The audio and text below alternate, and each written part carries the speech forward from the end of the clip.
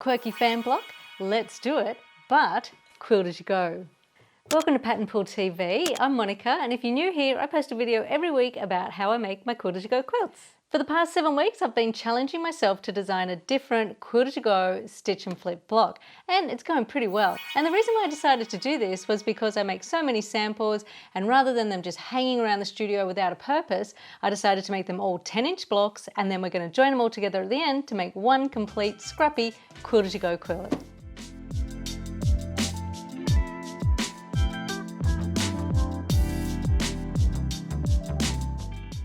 This is what you'll need to make one block. Choose 6 different fabrics for the fan and cut a 2.5 inch by 6 inch rectangle from each piece.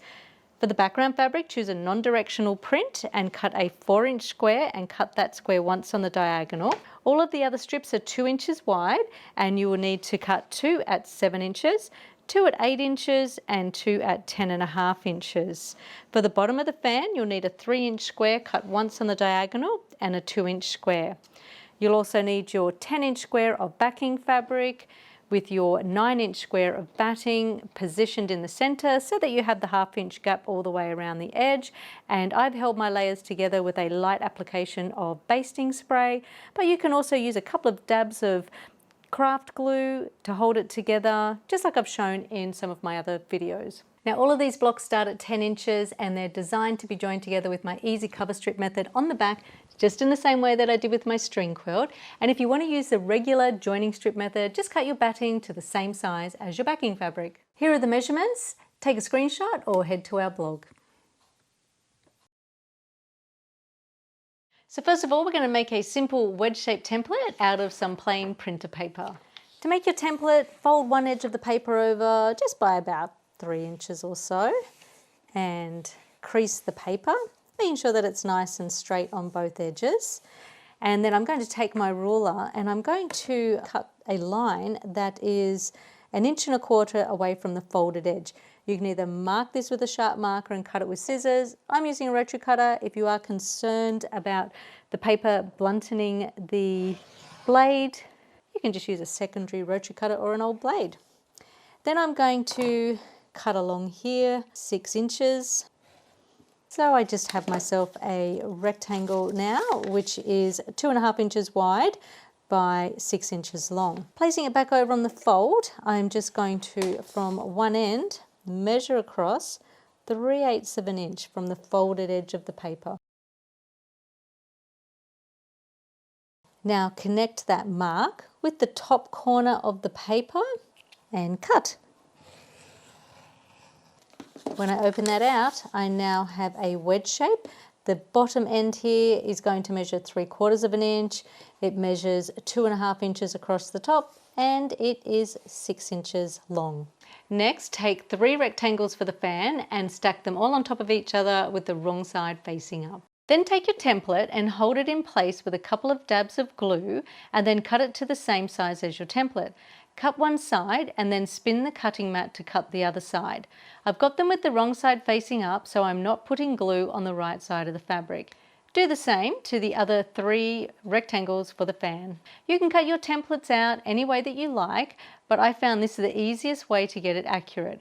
I would also recommend using a ruler, as without one you could slip and cut yourself with a rotary cutter. At the machine, thread up with a neutral coloured thread, your 1/4 inch foot, a size 17 needle and a small stitch length of 2. So I originally designed this block to stitch and flip all of the fan pieces onto the batting and backing first, but I found that it was easier to sew my wedge-shaped pieces together to make the complete fan.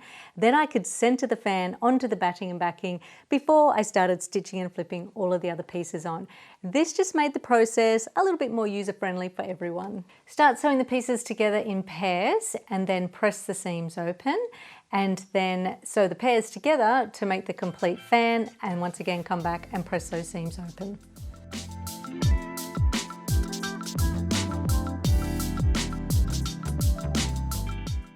While you're at the machine, take the 2-inch square and sew it onto the end of one of the 7-inch background pieces and then press that seam away from the square.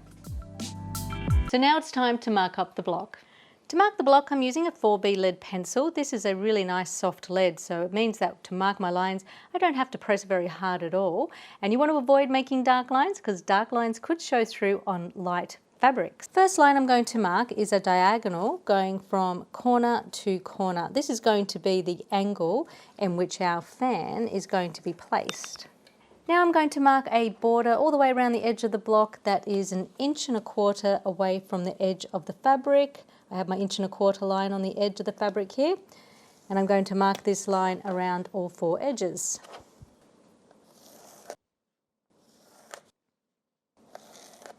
So this is the bottom edge of the block and this is the top edge of the block. So first of all, I'm going to make a mark away from my top corner, so that's where my diagonal line is.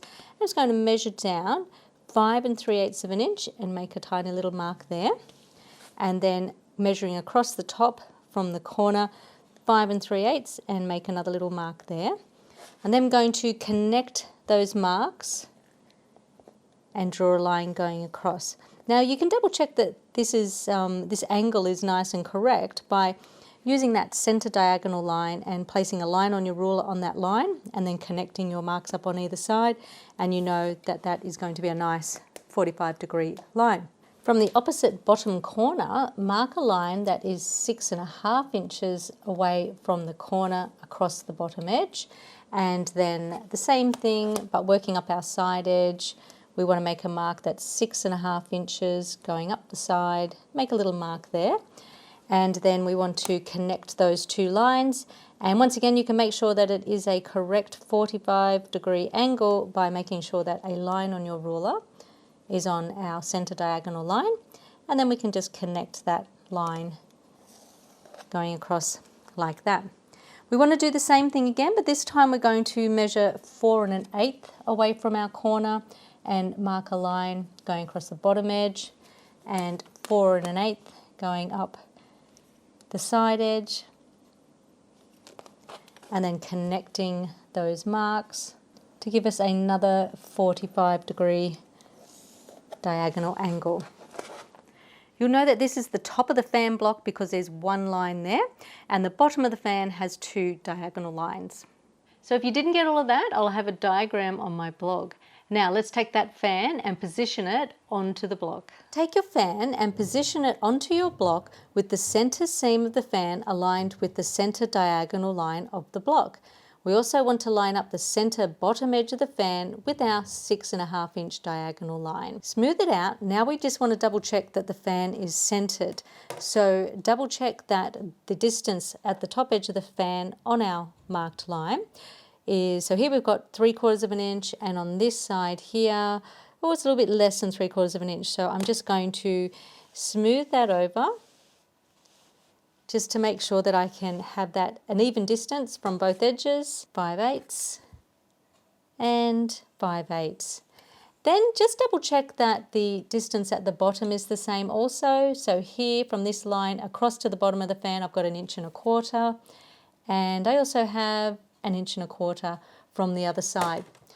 Now that I'm happy with my fan and I feel that it's nice and centered, I'm just going to pop a few pins in to hold it together. Also, just double check that this seam here is sitting in the same place as this seam here. So that looks quite good. And now I'm going to head to the machine and start stitching and flipping all of my other pieces onto the block. At the machine, thread up with a neutral coloured thread, something that's also going to look good on the back of the block. Have a stitch length of 3 and a size 80 quilting needle, and you'll need a 1/4 inch seam allowance, so you can either use your 1/4 inch foot or you can use your standard foot and move your needle position over so that the edge of the foot to the needle is going to give you a 1/4 inch seam.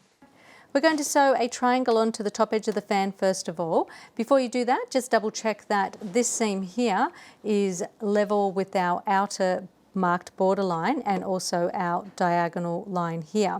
Make sure that the seam on the opposite side is in the same place. So take your first triangle and place it right sides together.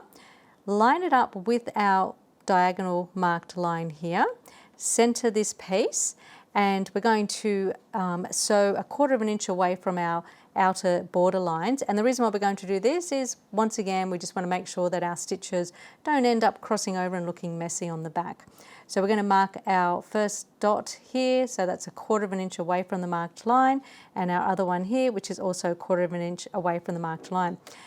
They actually end up level with that seam there, and you'll see that this one here is pretty much the same too. So now we're going to sew from dot to dot.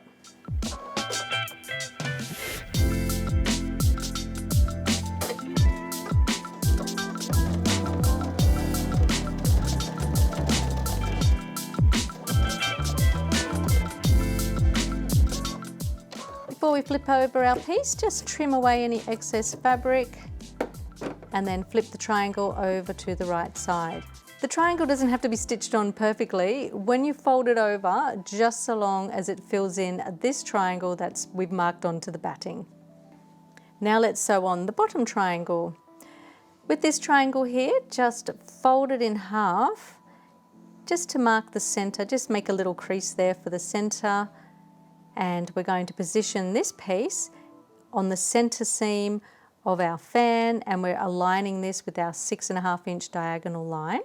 Once again, we're going to mark those dots that are 1/4 inch away from our underneath fabric. Sew from dot to dot.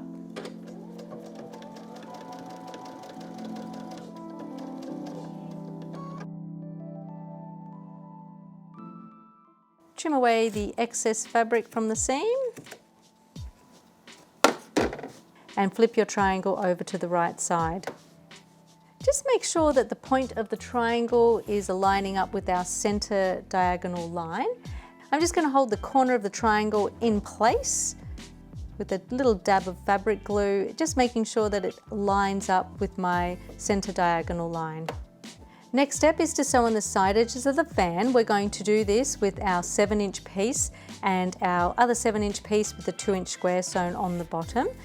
Before we start sewing those pieces on, we are just going to mark the side edge of the fan. So just pop the ruler on and just hold it level with the edge of your fan fabric here, and then we're just going to mark a line which comes down onto the triangle at the bottom of the fan. And then we'll do the same on the other side. One thing that you do want to make sure is that where these lines meet here is that they are nice and centered on our center diagonal line. Place this piece right sides together with the side edge of the fan. Position it so it's about 1/4 inch above our marked border line here, and place it so it's running along the edge of the fan and along the edge of our marked line here. Mark a dot at the top that is 1/4 inch away from this marked line here, and at the bottom we want to mark a dot that is actually in line with our center diagonal line that was marked onto the block, so down this way here. And sew from dot to dot.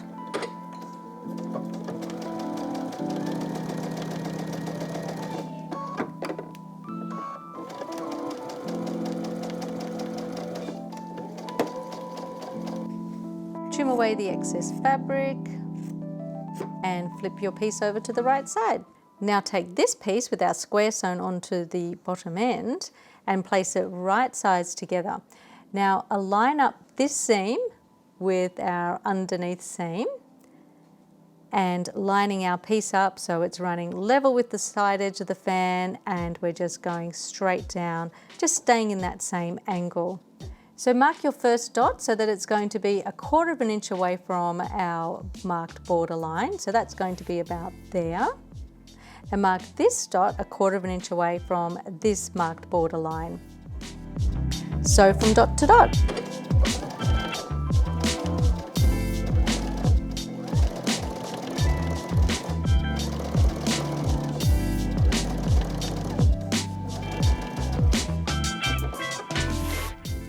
Before we trim away the excess fabric, just fold this piece over and make sure that your seams are aligning here. Hey, that's not perfect, but I'm pretty happy with that. And you will notice that these seams are facing in opposite directions, so when we press that out, our seam goes out. And this one here, we already pressed our seam for the square away from the square, and so they're sitting in opposite directions, which will make it sit a little bit flatter. So I'm happy with that, and I'm now just going to trim away the excess fabric and flip that strip over.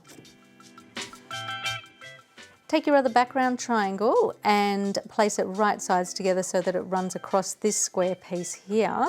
And we're lining this one up on our 4-inch diagonal line. And you'll know that this one is centered because the corners will actually sit edge to edge with the block. We're going to mark our dots this time so that they're 1/4 inch away from the edge, but they're level with our seam. So you'll be able to kind of like feel that seam through the fabric. And now we're going to sew from dot to dot.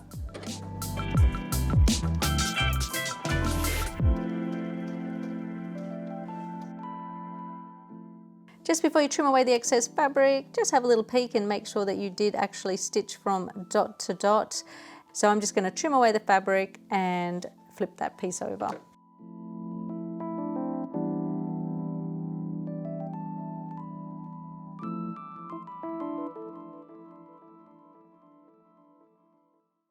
At this stage, it's a good idea to pressure block and then remark your 1¼ border lines. Yes, our bottom triangle is a wonky shape, but that all adds to the charm of our quirky fan.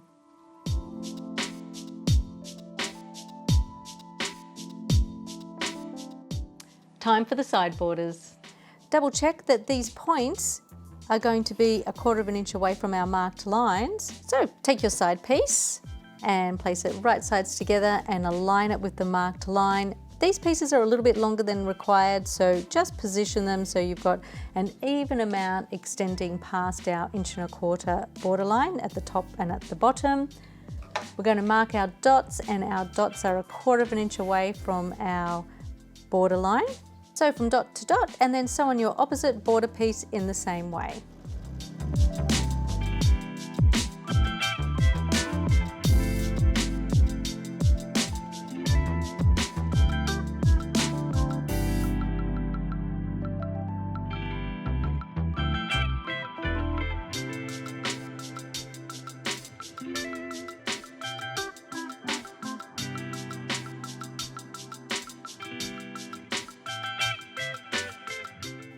Double check that everything's okay and then trim away the excess fabric.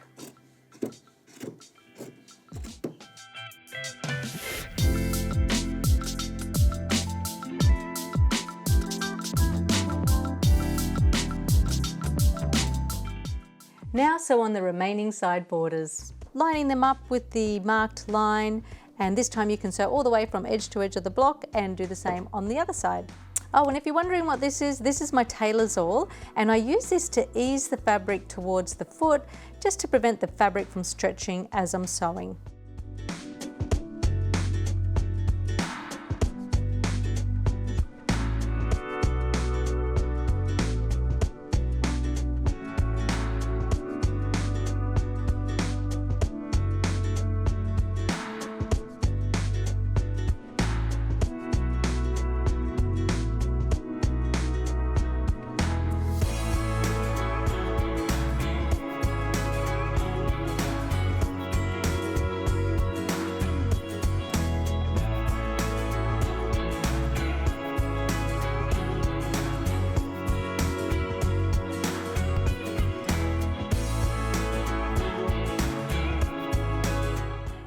Press the block and trim the block back to the same size as your backing square. And as I mentioned, I am going to double check all the size of my blocks before I join them together, but at this stage I'm just trimming them to the same size as my backing square.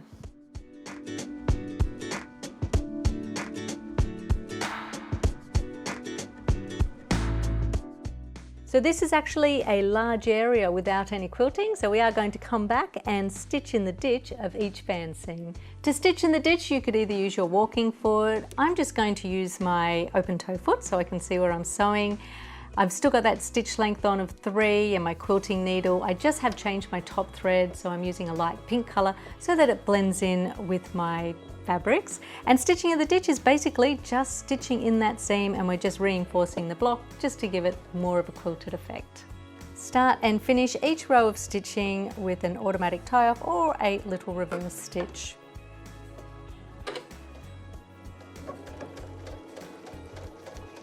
Gently pull the seam apart and ease the fabric towards the foot.